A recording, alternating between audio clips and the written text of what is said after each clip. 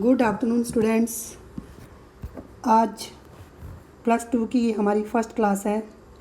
तो इसमें जो हम टॉपिक स्टार्ट करेंगे वो है मैट्रिसेस। ये हमारा एनसीईआरटी की बुक का 3rd चैप्टर है। तो ये 3rd चैप्टर से इसलिए स्टार्ट कर रहे हैं क्योंकि ये चैप्टर काफ़ी सिंपल है, इंटरेस्टिंग है एंड इम्पॉर्टेंट भी है और आपके लिए बिल्कुल नया टॉपिक भी है। तो ये हमने जो इसका थोड़ा सा मैं आपको सिस्टम बता देती हूँ कि हमने करना कैसे है। इसमें सबसे पहले हम जो है इसकी सीबीएसई लेवल की थ्योरी डिस्कस करेंगे। इसके बाद हम कंपटीशन लेवल की इसकी जो थ्योरी है वो डिस्कस करेंगे। तो आपने क्या करना होगा, सबसे पहले आपने इसको एनसीईआरटी में से अच्छी तरह से गो थ्रू करना है, उसकी एक एक एक्सरसाइज को सॉल्व करना है। इसके बाद आपने एग्जाम्पलर एनसीईआरटी की जो एग्जाम्पलर होती है उसको सॉल्व करना है। इसके बाद एक कोई रेफरेंस बुक आप कर सकते हैं, जैसे कि आर.डी. शर्मा या जीआरबी की या प्रदीप पब्लिकेशंस की।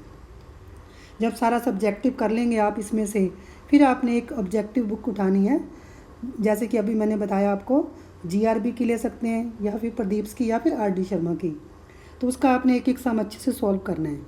तो जब ये सारा कर लोगे आप, तो आप अपने आप खुद ही देखोगे कि आप में कितना कॉन्फिडेंस आया है और आपके कंसेप्ट कितने अच्छे से क्लियर हो गए हैं। ठीक है, तो आपने इस तरह से हार्ड वर्क करना है। तो इस तरह से आप IIT मेंस एंड एडवांस्ड की जो तैयारी है स्टेप वाइज यदि करते हैं तो बहुत अच्छे से तैयारी आपकी हो जाती है। तो let us start with the topic matrices. तो students, what is a matrix? Matrix क्या होती है? मैट्रिक्स ये क्या होता है? सिर्फ सिंपल है, दिस इज़ वेरी सिंपल। ये होता है रेक्टेंगुलर अरेंजमेंट ऑफ नंबर्स। जैसे कि मैंने नंबर्स 1 2 3 एक रो में अरेंज किए हैं, 4 5 एंड 6 एक रो में अरेंज किए हैं। तो जैसे यदि मैं इसको देखो, यदि मैंने इसको जैसे ये मैंने अंडरलाइन कर रही हूँ हॉरिजॉन्टली, जब हॉरिजॉन्टली करेंगे तो ये रो बन जाएगी। ठीक है, जब इसको ऐसे वर्टिकली करते हैं, ऐसे 1 4 2 5 3 6, तो ये क्या बन जाते हैं? वर्टिकली जो ये कॉलम बन जाते हैं। ठीक है, तो ये रोज़ है, इसको ये रोज़ है हमारे पास, और ये वाला जो है ये जो पिंक वाला लिया मैंने ये रोज़ है, जो ग्रीन है ये कॉलम्स होते हैं। तो इसमें जो 2 रोज़ है मेरे पास 3 कॉलम्स हैं। ठीक है, ये जो मैट्रिक्स मैंने बनाई है, जो रेक्टेंगुलर अरेंजमेंट ऑफ नंबर्स लिखा है, इसमें कितनी रोज़ हैं? 2 रोज़ हैं और 3 कॉलम्स हैं। हमेशा आपने रोज़ को पहले लिखना है, कॉलम्स को बाद में लिखना है। ये जो मैंने 2 क्रॉस 3 लिखा है, व्हाट इज़ दिस कॉल्ड?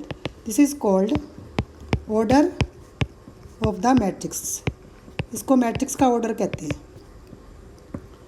ठीक है, और ये जो 1 2 3 एंड सो ऑन, ये क्या है हमारे पास? These are called elements of the matrix. ठीक है, इस तरह से करना आपने। तो अब ये जो मैट्रिक्स है, इसको जैसे हमने सपोज ये जो 1 हमारा था 1, ठीक है, ये 1 जो है फर्स्ट रो फर्स्ट कॉलम में लाई कर रहे हैं, 1 lies in the first row है और फर्स्ट कॉलम है हमारे पास। तो इसको लिखेंगे हम ऐसे A11, इसका मीनिंग है फर्स्ट रो और इसका मीनिंग है फर्स्ट कॉलम। तो ये 1 आ गया हमारे पास। ठीक है, इसी तरह से जो 2 है, ये हमारा जो 2 है, this lies in the first row second column. ठीक है, तो हम लिखेंगे A12 इज इक्वल टू 2। इसी तरह से A13 इज 3, जो ये 3 है हमारा फर्स्ट रो थर्ड कॉलम में लाई कर रहा है। ठीक है, 4 है second row first column, A2 first second row first column 4, A22 हमारा 5 है second row second column, A23 second row third column, ये 6 है। तो इस तरह से स्मॉल लेटर से हमने इसको ऐसे लिखना है A11 A12 A13। ठीक है, तो ये जो मैट्रिक्स A हमारी थी, इसको हम ऐसे भी लिख सकते हैं A11 A12 A13 A21 A22 A23। तो ये बना 2 क्रॉस 3 का ऑर्डर। तो एक्चुअल में ये जो मैट्रिक्स हमारी AIJ, आई का मीनिंग आयत रो, जे का मीनिंग है जेथ कॉलम। तो ये बना 2 क्रॉस 3 का, वेयर जो आई की वैल्यूज़ हैं 1 इज़ लेस देन और equal to i is less than और इक्वल टू 2, और जो कॉलम्स है वो हमारे पास 3 है, तो इसको आपने ऐसे लिखना है। ठीक है, हो गया क्लियर? तो ये सबसे ज़्यादा इम्पोर्टेंट था। तो इसको समझना बड़ा ज़रूरी था। जैसे कि हमारे पास कोई एग्ज़ाम्पल है, हमने एक मैट्रिक्स कंस्ट्रक्ट करनी है 2x2 ऑर्डर की, जिसका हमें आई जेथ एलिमेंट गिवन है i माइनस जे का मोड। ठीक है, तो हम क्या करेंगे, सबसे पहले अपनी इसमें एक मैट्रिक्स लिख लेते हैं। A इज़ इक्वल टू, क्योंकि ये 2x2 है तो इसमें 2 ही रोज़ है, 2 ही कॉलम्स है, तो इसको लिखेंगे A11 A12 A21 A22। ठीक है, ऐसे लिख लेना आपने। अब जैसे Aij हमें गिवन है i माइनस जे का मोड, तो हमने यदि A11 निकालना है तो i की वैल्यू भी 1 पुट करनी है, j की वैल्यू भी 1 पुट करनी है, तो 1 माइनस 1 दैट इज़ 0 का मोड 0 आ गया। इसी तरह से हमने A12 निकालना है, 1 माइनस 2 का मोड ये 1 आ जाएगा। A21 कितना होगा, 2 माइनस 1 का मोड ये भी 1 आ जाएगा।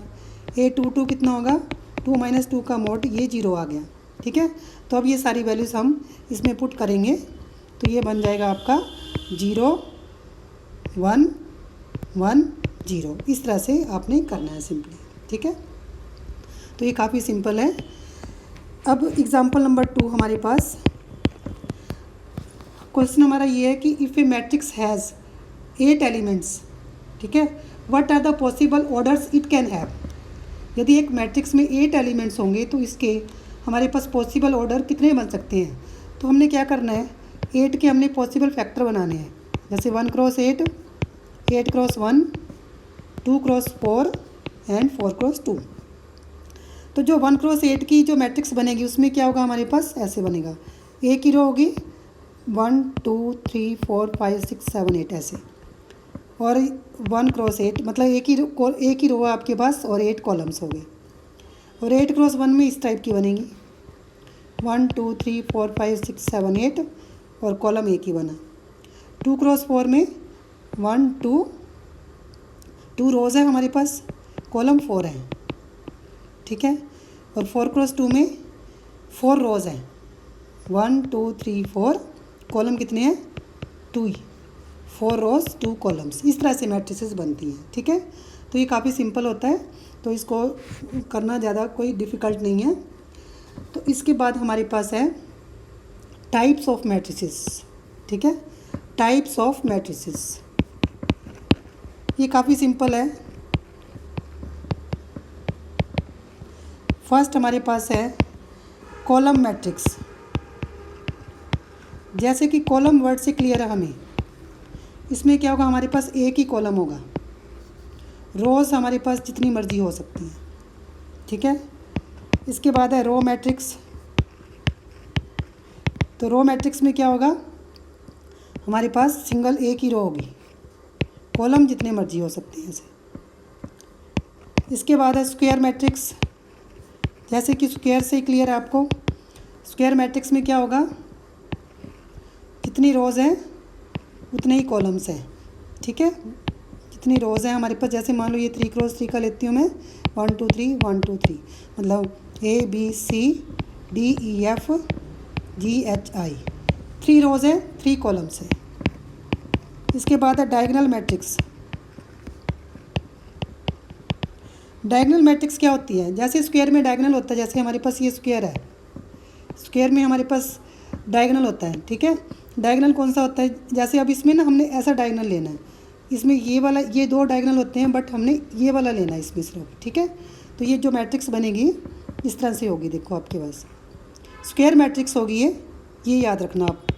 मान लो 3 क्रॉस 3 है, A 0 0 ऐसे 0 B 0, जो 0 ये जो डायगोनल बनाया मैंने ये वाला ABC। ठीक है, ये आपके पास है नॉन जीरो होगा, बाकी जो जितनी भी एंट्रीज होंगी सारी वो क्या होंगी, 0 एंट्रीज होंगी। ठीक है, तो जो ABC है इसको डायगोनल भी बोलते हैं ऐसे।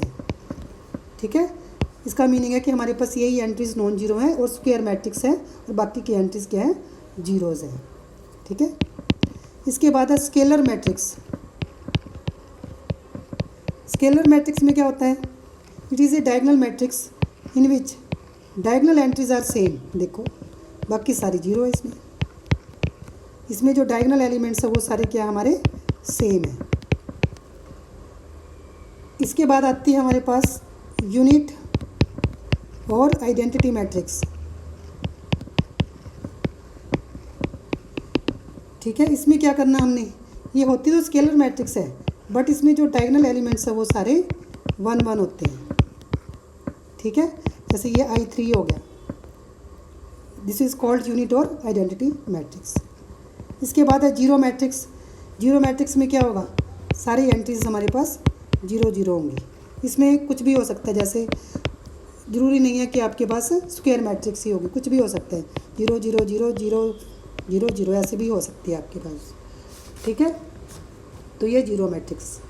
इसके बाद है equality of matrices. Equality of matrices मतलब टू मैट्रिक्स इक्वल कब होंगे हमारे पास, जैसे कि सपोज मेरे पास है, जब उनका ऑर्डर सेम होगा, से ABCD इज इक्वल टू 1 2 3 4। तो इसमें हमने देखा कि ये भी, इसका ऑर्डर सेम है, इसका भी ऑर्डर सेम है। ज़रूरी नहीं है कि स्क्वायर मैट्रिसेस हों, कुछ भी हो सकता है जैसे। ठीक है, बट इनका ऑर्डर सेम होना चाहिए। तो जैसे फर्स्ट एंट्री को हमने फर्स्ट के इक्वल रखना है, A is equal to 1, B is equal to 2, C is equal to 3 and D is equal to 4। तो इस तरह से आपने ये सारा करना है। तो एक बार आप इसको NCERT की बुक में से रिवाइज़ कर लेना और एक्सरसाइज 3.1 भी सॉल्व कर लेना, जो कि काफ़ी सिंपल एक्सरसाइज है। और इसमें आपको 4 MCQs गिवन है। ठीक है, वो भी आपने ट्राई कर लेने हैं। बाकी सारी इजी एक्सरसाइज में कोई ज़्यादा मुश्किल नहीं है। ठीक है, तो इस क्लास में बस इतना ही। यदि आपको वीडियो अच्छी लगी हो तो प्लीज़ लाइक शेयर सब्सक्राइब करें, and if you have any doubts please write in the comment box. Thank you.